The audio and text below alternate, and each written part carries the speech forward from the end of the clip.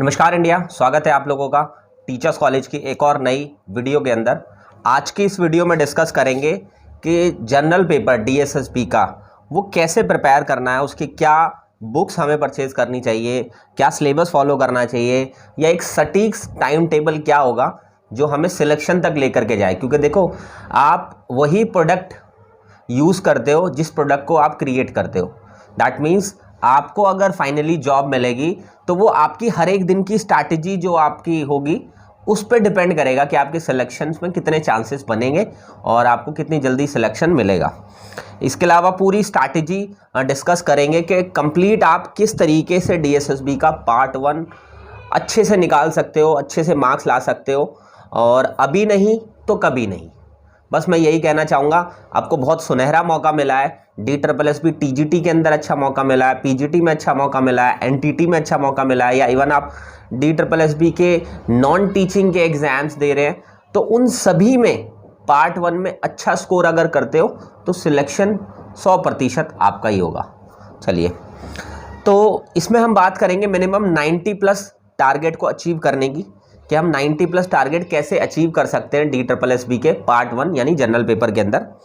तो इसमें subject wise syllabus ready करो। पहले तो आपको ये कंटेंट रेडी करना है कि भाई मुझे किस सब्जेक्ट में क्या पढ़ना है, वो सारा कुछ रेडी करो। पहले अपने मटेरियल को रेडी करो। देखो, एक छोटा सी बात है कि अगर आप खाना बनाना चाहते हो, मान लीजिए मटर पनीर बनाने का मन है आपका, तो मटर पनीर बनाने के लिए आपको मटर और पनीर और उसके साथ जितने भी रेसिपीज़ के अंदर जो मसाले होते हैं और ये जितने भी इंग्रेडिएंट डलते हैं वो सब कुछ इकट्ठे होने चाहिए आपके पास, तभी तो मटर पनीर बनेगा, है ना। आलू टमाटर होगा आपके पास इंग्रेडिएंट में तो आलू टमाटर बनेगा।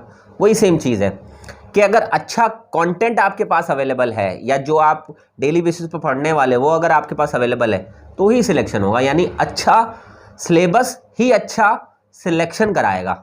तो इसलिए अच्छा सा सिलेबस, अच्छा सा कंटेंट या अच्छा सा मटेरियल तैयार करो। मटेरियल के लिए आप बुक्स को भी रेफ़र कर सकते हो, कोई किसी टीचर के नोट्स मिल जाएं आपको तो वो रेफ़र कर सकते हो, या इवन आप यूट्यूब पर पढ़ते हो तो यूट्यूब से मिल करके, मतलब देख देख के यूट्यूब के नोट्स बनाने स्टार्ट कर दो, फिर उस कंटेंट को पढ़ना स्टार्ट करा। क्योंकि आपके पास होना तो चाहिए ना कुछ जो जिसको आप लेकर के तैयारी करो।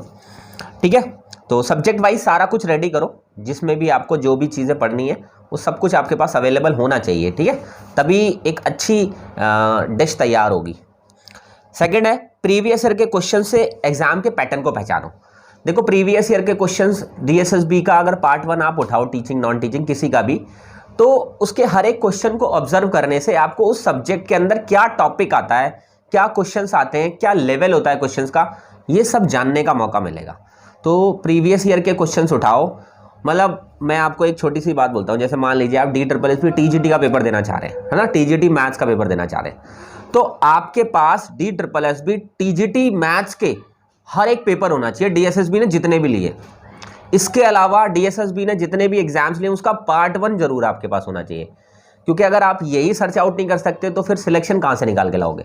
तो इतनी मेहनत कर लो कि आपके पास DSSB के सारे पेपर्स अवेलेबल होने चाहिए, चाहे हार्ड कॉपी में हो चाहे सॉफ्ट कॉपी में हो। ठीक है, क्योंकि उससे आपको प्रैक्टिस में भी हेल्प मिलेगी, एग्जाम पैटर्न पहचानने में भी हेल्प मिलेगी, टॉपिक आइडेंटिफाई करने में भी हेल्प मिलेगी। मतलब एक क्वेश्चन पेपर आपकी मल्टीपल प्रॉब्लम्स को सॉल्व कर सकता है। ठीक है, तो ये काम कीजिए। सेकंड, नेक्स्ट चलते हैं, मैथ्स एंड जीके पर सबसे ज़्यादा फोकस करो। देखो, जनरली बच्चे होते हैं, टीचिंग में मैंने ऐसा देखा है, बच्चों की जीके कमज़ोर होती है, जीके या करंट अफेयर्स कमज़ोर होती है, क्योंकि इतना फोकस करते ही नहीं है। वो हर एक सब्जेक्ट को प्रिपेयर कर रहे होते हैं, लेकिन जीके करंट अफेयर्स उनको लगता है अगर जितना पढ़ो उतना कम। लेकिन जितना पढ़ो उतना कम है, तो कम से कम आपको तो बहुत ज़्यादा पढ़ना चाहिए, क्योंकि वो तो कम रहने ही वाला है आफ्टर ऑल। आप 0 पढ़ेंगे तो माइनस में ही जाएगा वो, क्योंकि आप गलती से कोई अगर लगा दोगे, नेगेटिव मार्किंग है 0.25 मार्क्स की, तो वैसे ही गलत हो जाना है। तो इसलिए मैथ्स एंड जीके इस पर सबसे ज़्यादा फोकस करो। जिन भी बच्चों के अच्छे सिलेक्शंस हुए वो मैथ्स और जीके में अच्छे नंबर लेकर के आए हैं, क्योंकि बाकी रीजनिंग, हिंदी और इंग्लिश इनमें सब नंबर लाएंगे, मैथ्स और जीके में बहुत कम नंबर लाएंगे लोग। क्यों? क्योंकि इसको पढ़ने में उनको लगता है कि थोड़े से डिफिकल्ट हैं। जीके के बारे में सोचते हैं थोड़ी ज़्यादा लेंदी होती है, मैथ्स के बारे में सोचते हैं यार बचपन से नहीं पढ़ी हमने, मतलब 10th क्लास के बाद छोड़ दी थी मैथ्स, उसके बाद से मैथ्स से कोई भी हमारा आइडेंटिफिकेशन नहीं रहा, या मैथ्स को हमने टच करके नहीं देखा। तो इन 2 पर फोकस करो। पढ़ने के लिए आपको ऑलरेडी बहुत सारा कंटेंट मिल जाएगा। मैथ्स में आपको क्या प्रैक्टिस करना है या जीके में करंट अफेयर्स में क्या पढ़ना है, उसके लिए मैंने ऑलरेडी वीडियो बनाई हुई है। आप उस वीडियो को भी देख करके ये सारे कंटेंट को प्रिपेयर कर सकते हो।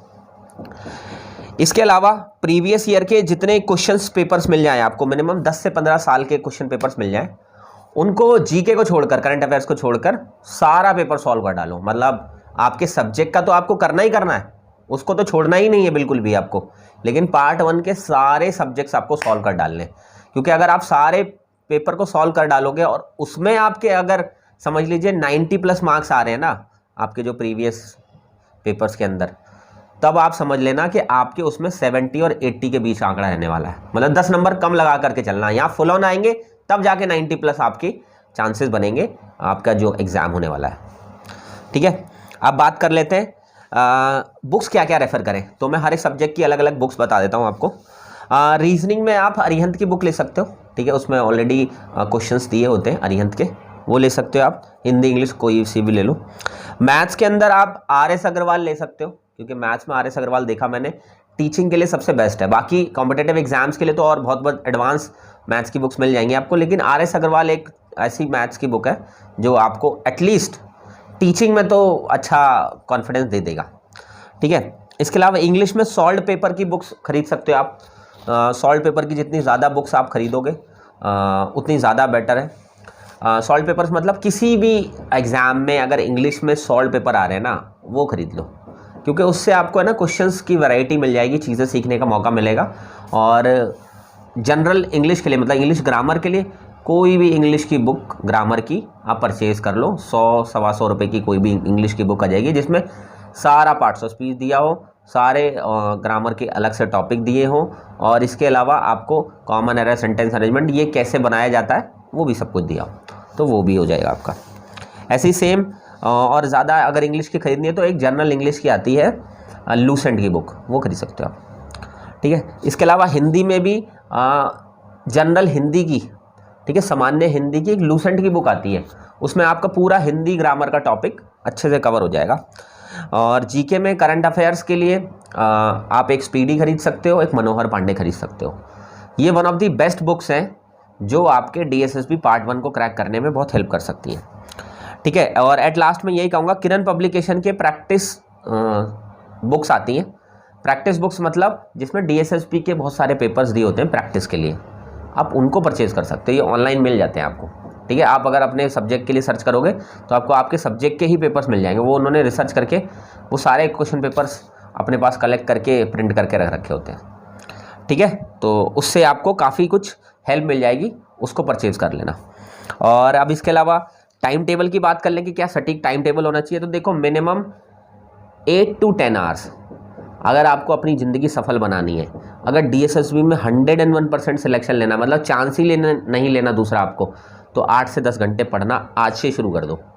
आज अगर 8 से 10 घंटे नहीं पढ़ पा रहे हो, 6 घंटे पढ़ पा रहे हो, तो 2-3 घंटे कल वाले में ऐड कर लो। मतलब जिस दिन कम पढ़ो उसके अगले दिन नेक्स्ट में वो ऐड कर लो। ऐसे करके आपको अपने टाइम टेबल को सेट करना है और हर सब्जेक्ट को बराबर टाइम दो। मतलब अगर आप 2 घंटे एक सब्जेक्ट को दे रहे हो तो हर सब्जेक्ट को 2-2 घंटे दो। अब ये नहीं कि एक सब्जेक्ट को आपने 4 घंटे दे दिए और एक सब्जेक्ट को आपने दिया ही नहीं पूरे दिन में, तुम्हें नहीं, ऐसा नहीं करना। और टाइम शेड्यूल बनाना है तो मॉर्निंग में 2 घंटे सुबह, और उसके बाद आफ्टरनून के अंदर 2 घंटे, 2 घंटे इवनिंग के अंदर, और 2 घंटे सोने से पहले। 8 घंटे तो मैंने यही बता दिया, और 2 घंटे कहीं और जहाँ भी एडजस्टमेंट्स बने आपकी, जैसे ट्रैवल कर रहे हो, बुक ले गए साथ में, ट्रैवल भी करते रहे और बुक भी पढ़ते रहे, है ना। कहीं किसी का वेट कर रहे हो, बुक भी पढ़ते रहे और वेट भी कर लिया आपने। ऐसे ही करके खाना खा रहे हो, खाना भी खा लिया, उस बीच में कुछ पढ़ भी लिया, देख भी लिया। ठीक है, तो ये सारी चीज़ें जो टाइम टेबल आपको मैंने सेट करने के लिए कहा है, ये आपको आपके दिमाग में ये इस कॉन्सेंट्रेशन को बढ़ा देता है कि मुझे क्या करना है, कितना करना है, कैसे करना है। और इन सारी चीज़ों को जब करेंगे ना आप, फाइनली आप बहुत रिफाइंड होकर के निकलेंगे, बहुत ज़्यादा आपके अंदर चेंजेस देखने को मिलेंगे और आपकी तैयारी टॉप लेवल पर। जितने भी लोग आपसे कम्पीट कर रहे होंगे ना, वो बहुत पीछे रह जाएंगे। ठीक है, चलिए, तो आई होप ये सारी चीज़ें आपको कंप्लीट स्ट्रैटेजी के तौर पर, बुक्स क्या पढ़नी चाहिए, टाइम टेबल क्या फॉलो करना चाहिए, सिलेबस कैसे बनाना चाहिए, क्या प्रॉपर स्ट्रैटेजी होनी चाहिए, इस पूरी वीडियो में मैंने रिवील किया। अगर फिर भी कोई क्वेश्चन है, कोई डाउट हो, कुछ भी चाहते हो आप, उसके बारे में मुझे प्लीज़ कमेंट सेक्शन में ज़रूर बताना। और डीएसएसबी क्रैक करना चाहते हो तो चैनल को सब्सक्राइब जरूर कर लेना।